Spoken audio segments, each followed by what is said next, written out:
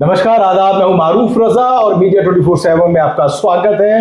मामला बहुत गर्म है। जी हाँ, सुप्रीम कोर्ट में कल से जिस तरीके से सुप्रीम सुनवाई जो है वो वक्फ संशोधन बिल को लेकर के जो कानून बन गया उसको लेकर के हो रही थी, और लगातार जिस तरीके से कल से सरकार की किरकिरी हुई है, आज लगता था कुछ राहत मिलेगी, लेकिन आज जो रुख था वो कुछ और सख्त रहा।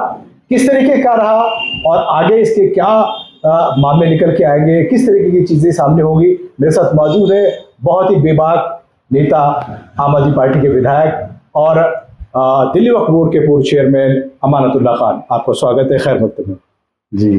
अमन जी, क्या कहेंगे? सुप्रीम कोर्ट कल से जिस तरीके से लगातार सुनवाई कर रहा है इस मामले में, पूरा देश बड़ी गंभीरता से इस मुद्दे को टिकटिकी लगाए देख रहा था कि आखिर सुप्रीम कोर्ट क्या कहने वाला है। क्या लगता है जो सुप्रीम कोर्ट ने कहा, आपको उसी की उम्मीद थी?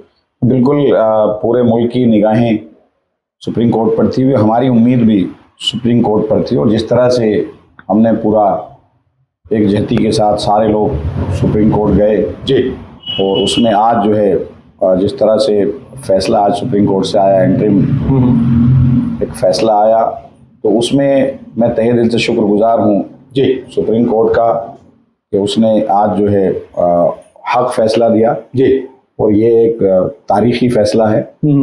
और जिस तरह से ये वक्फ की ज़मीनों को कब्जा करना चाहते थे, तो कहीं ना कहीं आज इनको केंद्र सरकार को धक्का लगा है। और मैं उन तमाम जी वकील, जो भी लीडिंग वकील थे, वो सब गैर मुस्लिम थे। अच्छा। और यहाँ तक के जो वकील हमारे थे जी, तो मेरे वकील थे वो जस्टिस राजीव शकदर थे, जो जी कश्मीरी पंडित हैं, जाने माने वकील हैं। और जो वो पेश हुए, कपिल सिब्बल साहब पेश हुए, मनीष सिंघवी साहब पेश हुए, राजीव धवन साहब, तमाम लोग जी जी पेश हुए। मैं उनका भी शुक्रिया अदा करना चाहता हूं कि आज जिस तरह की नफरत की राजनीति और नफरत की बुनियाद जी बीजेपी इस बिल के जरिए रखने जा रही थी, तो उस पर कहीं ना कहीं रोक लगी है और आपसी भाईचारा कायम हुआ है। तो मैं, और ये इससे बड़ी बात कोई नहीं हो सकती जी जी कि अब ये 7 दिन का वक्त दिया है केंद्र सरकार को कि वो जवाब दाखिल करे। 5 दिन का हमको वक्त मिला है जी, और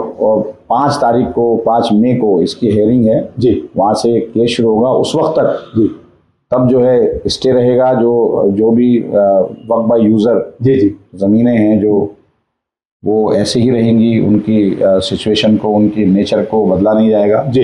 तमाम मस्जिदें, तमाम मदरसे, तमाम कोई दरगाहें, तमाम जी जो है कब्रिस्तान, सब वक्फ की प्रॉपर्टी ऐसे ही रहेंगी।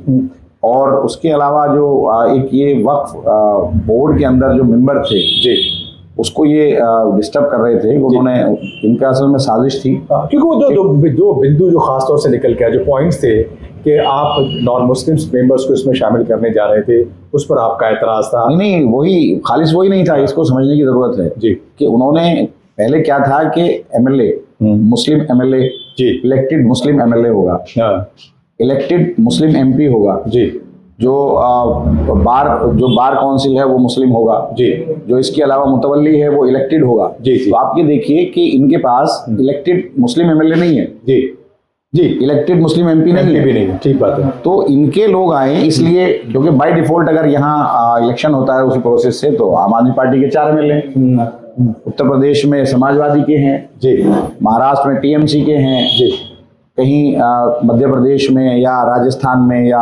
हरियाणा में या महाराष्ट्र में कहीं ना कहीं या वहाँ कांग्रेस के हैं। ठीक है, ठीक है। तो इस वजह से कि इनके लोग आए, इसलिए इसको हटाया और मनमाने तरीके से, और मिनिमम 2 था जी जी, मैक्सिमम नहीं, मिनिमम 2 था। तो ये कहीं ना कहीं आज इसको केंद्र सरकार को सुप्रीम कोर्ट में ये कहना पड़ा कि हम कोई भी बोर्ड कंस्टिट्यूट नहीं करेंगे, किसी मेंबर को अपॉइंट नहीं करेंगे, किसी को नॉमिनेट नहीं करेंगे, और इस प्रक्रिया को हम नहीं छेड़ेंगे। सुप्रीम कोर्ट ने कलेक्टर की पावर पर भी सवाल उठा है कि क्या कलेक्टर सुप्रीम कोर्ट से भी ज्यादा बढ़कर है, और फिर कलेक्टर कुछ ना कुछ, किसी न किसी तरीके से वो रिप्रेजेंट करता है, प्रतिनिधित्व करता है सरकार का। बिल्कुल, देखिए, अब जब सरकार के खिलाफ ही, ज्यादातर केस सरकार के खिलाफ ही हैं जी, तो अगर स्टेट के या सेंटर के खिलाफ कोई केस है तो उसमें कैसे कलेक्टर सरकार के खिलाफ फैसला दे सकता है? जो 23 प्रॉपर्टी है जी जी, यूनियन ऑफ इंडिया इसको लेना चाहती है, 62 जो है डीडीए लेना चाहती है, 61 जो है वो एलएनडीओ लेना चाहती है, तो यूनियन ऑफ इंडिया के खिलाफ एक डीएम की हैसियत नहीं है कि वो उसके खिलाफ जाकर के फैसला वक्फ के फेवर में करे। ठीक है, तो ये एक गलत सी चीज़ है कि कलेक्टर को सारी पावर दे दी जाए, जबकि ये पावर तो बोर्ड के पास होना चाहिए। उसके बाद स्टेट गवर्नमेंट है, जहाँ स्टेट नहीं है, जैसे ये यूनियन टेरिटरी है तो यहाँ एलजी के पास है, बोर्ड के पास एलजी के पास है, उसके बाद कोर्ट्स हैं जी, कोर्ट ट्रिब्यूनल है, हाई कोर्ट है, सुप्रीम कोर्ट है। तो ये होनी चाहिए सारे फैसले। अगर कलेक्टर के पास ये तो वो तो बाइस हो सकते हैं, वो तो सरकार के खिलाफ फैसला दे ही नहीं सकते। वो महिलाओं को आने की बात करते हैं कि पसमानदा को लाने की बात करते हैं कि इसके जरिए उनका विकास होगा, ट्रांसपेरेंसी होगी।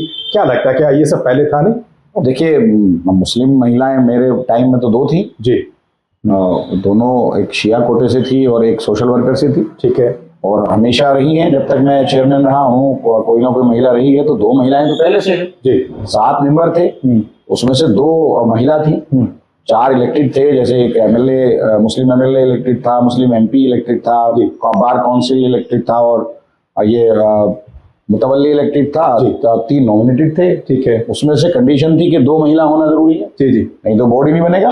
प्रैक्टिसिंग मुस्लिम का सवाल बार बार उठा और बहुत लोगों ने इस पर एतराज भी उठाया, कोर्ट में पूछा, कपिल सिब्बल साहब ने भी कहा, आखिर प्रैक्टिसिंग मुस्लिम आप किसको कहते हैं और कैसे तय करेंगे, और ये कैसे तय करेंगे कि जो प्रॉपर्टी अपने वक्त में दे रहा है उसको आप कैसे बाउंड करेंगे, कैसे आइडेंटिफाई करेंगे? अगर कोई आदमी वो किसी भी मजहब से ताल्लुक क्यों ना रखता जी जी, वो अगर अपनी जमीन देना चाहता है तो वो दे। अगर किसी आदमी ने गाँव काटा है जी और वहाँ खरीदने वाले ज्यादातर मुस्लिम हैं, ठीक है, और वो गैर मुस्लिम की जमीन है जिसमें उसने पूरा जमीन काटी है जी, तो वो मस्जिद भी जाहिर सी बात है वहाँ बनाएंगे, कब्रिस्तान भी वहाँ बनाएंगे।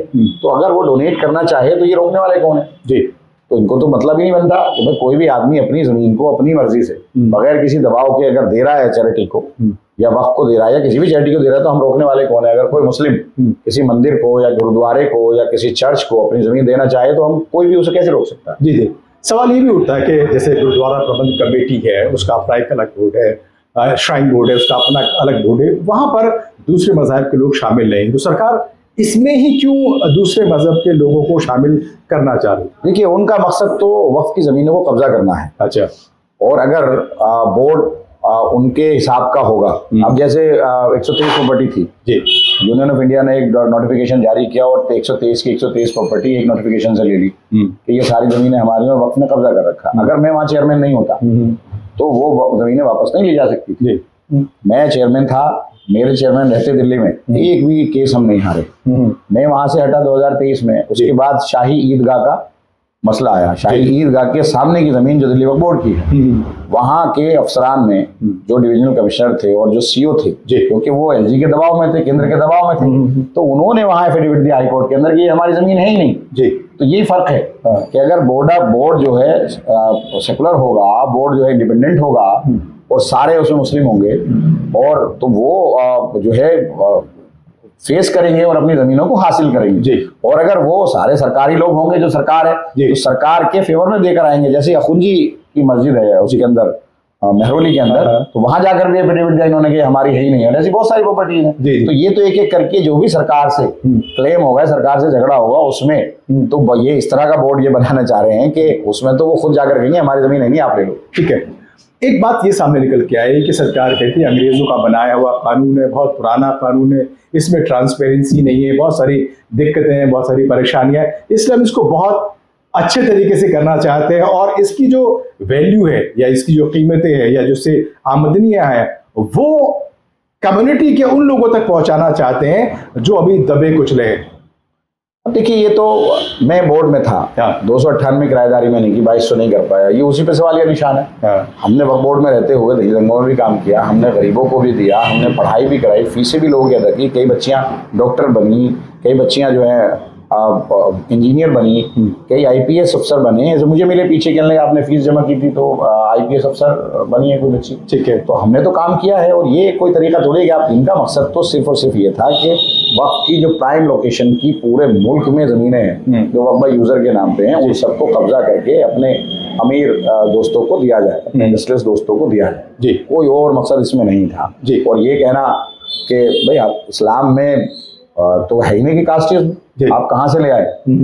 इस्लाम में कास्टिज्म में ही नहीं, सब बराबर हैं, सब एक मस्जिद में नमाज पढ़ते हैं, एक जगह खाना खाते हैं, सब तो कहीं है ही नहीं। तो आप ये बातें करके हमको आपस में बांटने की कोशिश की जा रही है कि मुसलमानों को जो है बरादरी की बुनियाद पर बांटो, तो ये इसमें बिल्कुल नाकाम रहे हैं। और अभी आपने देखा इस पूरी लड़ाई में सारे लोग, हिंदू मुस्लिम सिख ईसाई सब लोग मिलकर के लड़े और सारे इनके आकर के आज उसी का नतीजा है कि आज हमें एक बड़ी राहत। इसका क्रेडिट किसको देते हैं कि जिस तरीके से यूनिटी दिखाई दी, आपने भी कहा कि प्लेटफॉर्म पे समझ आ रहा है, अपोजिशन हो, मुस्लिम तंजीमें हो, ऑर्गेनाइजेशंस हो, पूरी की पूरी लॉयर्स की पूरी टीम है, वो भी सारे बिल्कुल ऐसे थे कि हर जगह के लोग थे।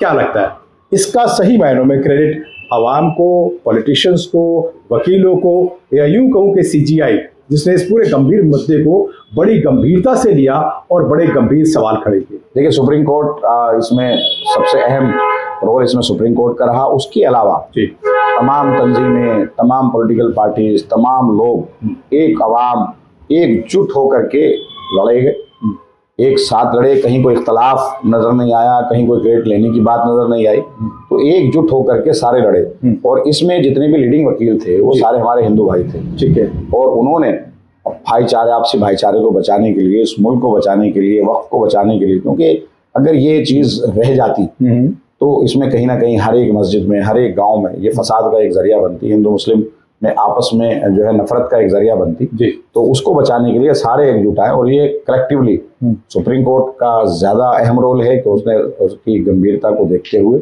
ये फैसला दिया और तमाम लोगों का कलेक्टिवली इसमें सपोर्ट रहा है। और ऐसे ही आइंदा मैं तमाम लोगों का शुक्रिया भी अदा करूंगा, साथ रहे।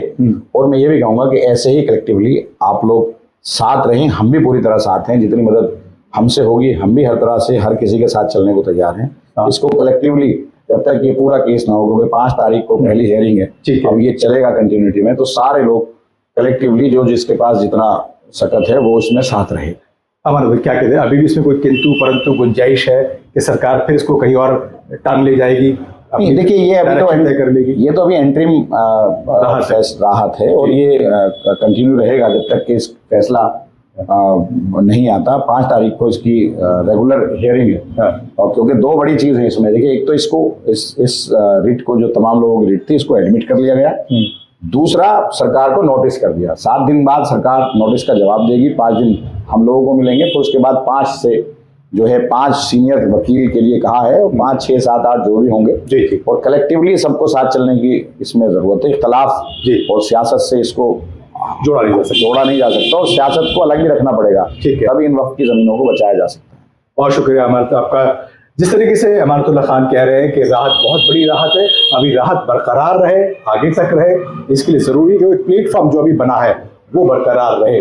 लेकिन कहते हैं कि उम्मीद है, तो और उम्मीदों पे जहां कायम है, तो इसलिए पॉजिटिव सोचना चाहिए कि जो कुछ होगा बेहतर होगा और आगे आने वाली सुबह और बेहतर और रोशन होगी। फिलहाल इतना ही, मैं फिर मिलूंगा एक नए मेहमान के साथ, कुछ नए मुद्दों के साथ, और आपके सामने रूबरू होऊंगा। आप देखते रहिए मीडिया 24/7। मुझे और मेरी पूरी टीम को दीजिए इजाजत। धन्यवाद, नमस्कार।